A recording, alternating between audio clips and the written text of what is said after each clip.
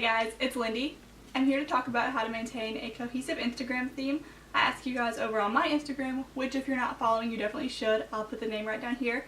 I asked you guys what you wanted to see next. I did a little poll with a few options and you guys overwhelmingly chose how to maintain a cohesive Instagram theme, so I wanted to make this video for y'all. I want to start off by saying that Instagram is not the most important thing in the world. It's not the end-all be-all. It doesn't determine your worth as a person. Instagram for me is just a fun creative outlet. I like to take the pictures. I like the whole ordeal of editing them. I think it's fun. And just remember that you're more than an Instagram feed, but if you think it's fun, then me too. So I thought about what I think the most important things are to keep in mind when trying to create a cohesive Instagram theme. And I made a list of about 4 things. If anything else comes up, I'll probably blurt it out, but these are just the 4 that I tried to write down. So my first tip is to do what's right for you. So for me, I like to wear a lot of bright colors. I like white. I don't know, I like blue skies, bright flowers. So somebody like me who likes that isn't going to have the best time trying to make a black and white or a dark gray or dark brown Instagram theme just because that's not what's right for me. So I've tried to do like light pink and keep it more neutral and restrained to one color, but that's just not easy for me. So whenever you figure out what it is that's easy for you, be it black and white, if you wear a lot of black and white, you like that, that's your thing, then that's easy for you. I know a lot of people will say try to stick to one color, but I think that if you wear a rainbow, whatever you wear, you can make that your thing. Like, definitely doing what's right for you makes it easy, because I know a lot of people say it's hard to maintain an Instagram theme, and it is if you aren't doing what's right for you color-wise and I guess aesthetic-wise. Okay, so number 2 is, this is a big one of course, to edit the same way. You want all your pictures to have the same feel, so why would you not edit them all the same way? It doesn't necessarily have to be the exact, like, I do 20% or I do plus 20 brightness on this picture, so I'm going to do it on all of them. That's not exactly what I mean, because every picture is different. But I mean, if you're going to do, like, if you're going to always make them bright and saturated, always make them bright and saturated. Don't randomly make a black and white one. Don't randomly make one be like super moody and shadows all brightened up and stuff. You know, I just think that it should be, to make it cohesive, keep your editing the same.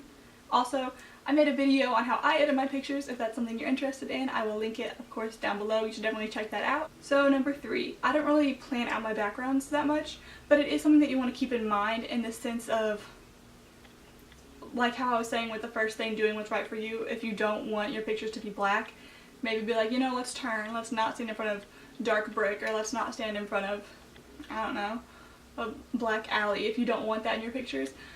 I mean, it doesn't have to be the most picturesque background. I think anywhere can be a cool location, and anything has the potential to be a cool picture if you just look at it through a creative lens. Yeah, think about your background. Don't obviously pose in front of things that don't match up with what you want. Like, I don't want a dark feed, so I'm not going to go stand in front of super dark brick. It's just not gonna, I mean, you can edit as much as you want, but it's not going to feel right as a whole, as dumb as that sounds. So number 4, this app changed my life. My best friend and big sister in sorority, Mackenzie, showed me this one. It's an app called Feedr. Feedr, I don't really know how you say it. Of course I'll link it and I'll probably put it somewhere on the screen as well. So this app, it's kind of like Unum. There's a bunch of apps where you can plan out your Instagram theme. What I like so much about Feedr is that it updates with your Instagram, because I know on other apps you have to upload your pictures manually and then just, I don't know how to explain it, but with this one, I'll put my screen over here showing you guys how this app works.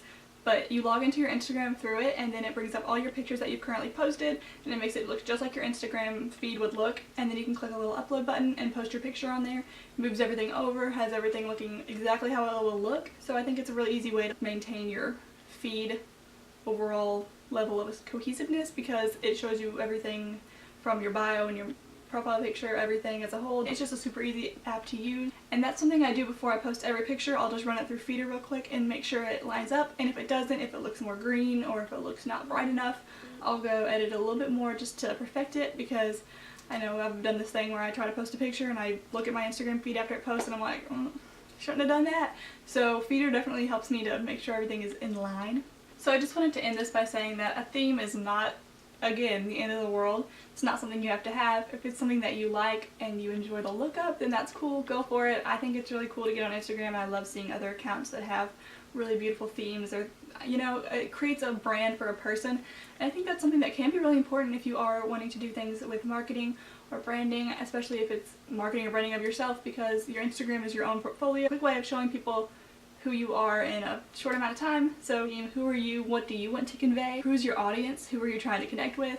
So yeah, have fun with it, play around. It's all just for fun, really. So I'm glad you guys wanted to see this video. I'm super flattered that you would want to hear about it from me.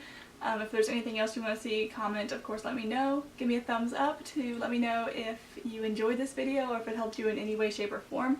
Definitely subscribe, because I'm going to be talking in the future more about Instagram. I do a lot of things all across the board. I love fashion, mainly affordable fashion. I'm a big thrifter. I love Instagram. I think editing and social media as a whole is super fun. So I would love to talk more about that on this channel, as well as some lifestyle stuff, as well as home decor.